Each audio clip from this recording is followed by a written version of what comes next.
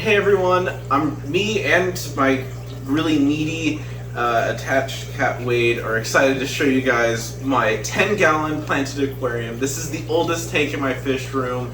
It's about 6, maybe 7 years old now, and during that time it's been rescaped once. It's had the stocking changed a few times, but needless to say, I think it's gone, relatively speaking, oh there he goes. It's been untouched for about 3 years or so now, and it's in a very interesting state, needs a little bit of love, and I thought it'd be a great opportunity to show you guys and talk a bit more about this tank.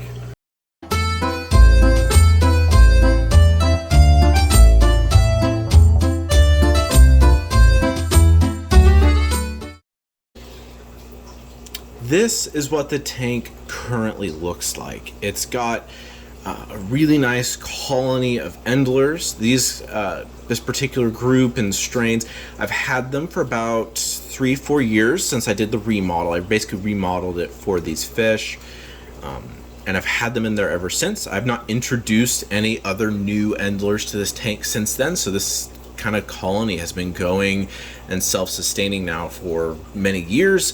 I'm kind of refining it a bit. There's a lot of unique different traits both in the females and the males that I kind of want to line breed at least a little bit, and regardless, they're incredibly interesting. The tail types and the variety that these fish are giving me now is just, it's been really fascinating to watch. Now, as you can see, the left side of the tank is completely bare. When I remodeled this tank, I originally did it to have with stem plants in mind. It's kind of hard to imagine now since there's basically no stem plants in here. But the whole tank was full of stem plants. It had CO2 for a really long time, and it doesn't have CO2 now. It used to have a nice carpet of Monte Carlo, and that's since died back. I have been trying out a few different plants. So on the bottom left, I've tried out a couple different crypts just to see if they would grow. And so far, they're one of the few plants that's actually done particularly well. On the right, there's a lovely, nice, big piece of driftwood that's covered in this moss ball algae. At one point, I had moss balls in here, and that algae just eventually latched onto the wood, and it's just spread over the whole tank. And there's nothing I can do. I can't get it off the wood. I've tried, even doing like some carbon dosing, like liquid carbon dosing, and it didn't make a dent. But really at this point, I've just decided to embrace it. I think it's really interesting, even if you can't always see a whole bunch of the wood. But the big thing for me is going to be filling up the tank with plants. I want it to feel very, very lush, and that's what I'm trying to work on. Oh, hello, Wade. Hi. Okay, so you couldn't see this from below, but if I raise up the light, you can see this a little bit better. Oh, it might be a little bit too bright. There's a huge, probably multiple pieces of Anubias that have grown onto the wood and grown outside the top of the tank. And before, this tank always had a lid on it, so the Anubias was always really compressed down and like kind of smashed in there, which is what these old leaves are from.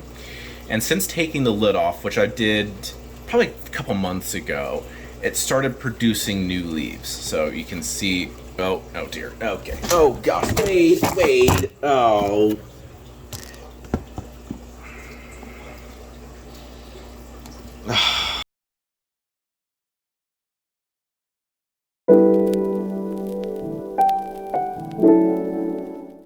Okay, so as I was saying before my cat knocked over my camera, I had the lid on, and so it smashed all these leaves down to like below here, and I think it had a really nice area for really moist like air to just exist with these plants, and I think these leaves are well adapted to it, and these new ones that it's been producing are a bit more adapted to being in the drier air of just the fish room.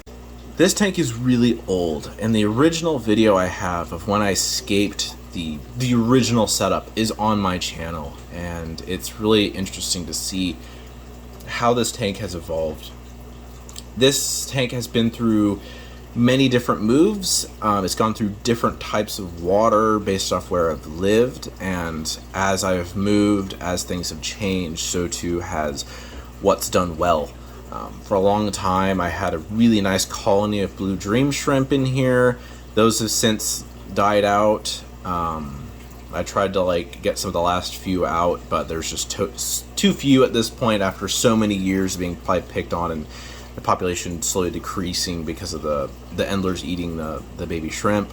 But it's still been very interesting to see kind of just what does well. As I go from place to place, the water's going to be different, and what plants do better always seems to change.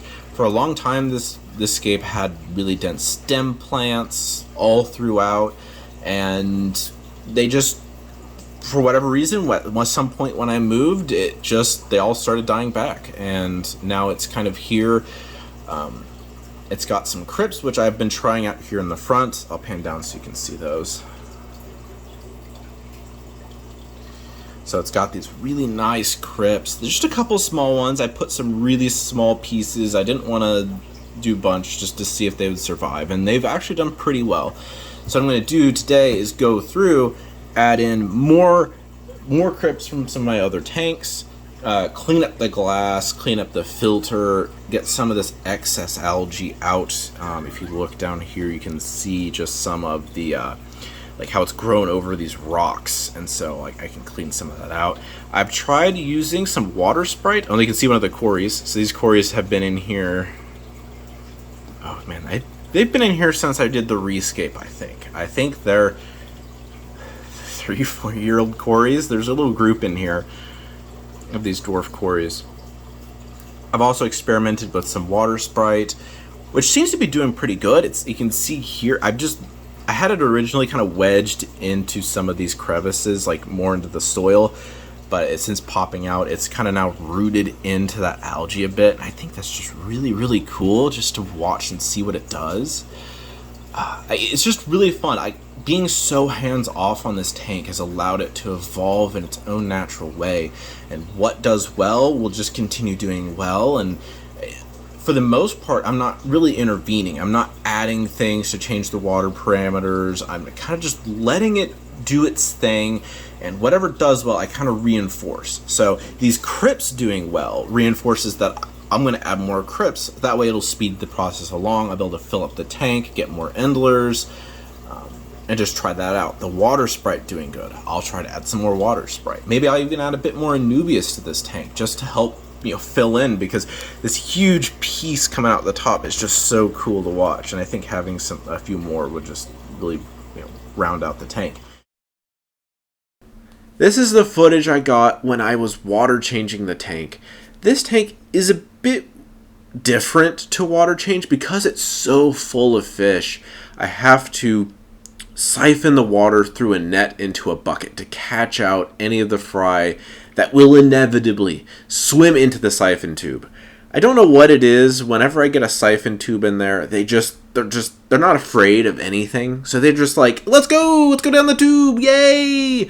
And so yeah, I just end up with a net with half a dozen fish by the end of the water change. It's not that bad. It's not the end of the world.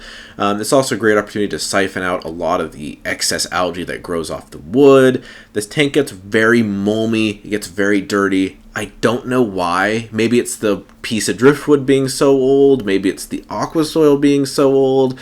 I've upgraded the filter to this aqua clear, and it's still getting dirty, and the filter gets clogged all the time. But maybe that's just one of the side effects of having a super old tank like this. But, I still love it. It's really fun just to tinker with this tank, check on it periodically, just see how the endlers are doing, what new colors, what new tail types, are showing up. And it's just a really fun tank to have.